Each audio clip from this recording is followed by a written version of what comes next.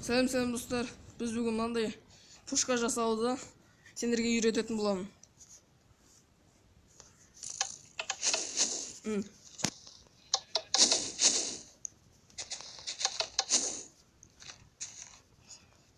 Ал неше жасап үйретейін мені. Бірінші мынандай құрып, және алдыға түсіп, осындай бір кешені табасыздар. Оның ішінде мынандай саласыздар.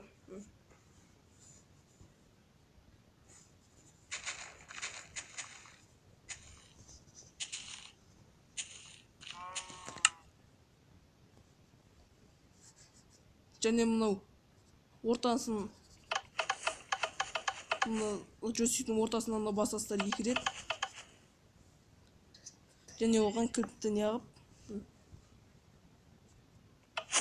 бассаңыздар, дайын. Каналға лайк басып, барлық видеоларымды көріп шығыңыздар.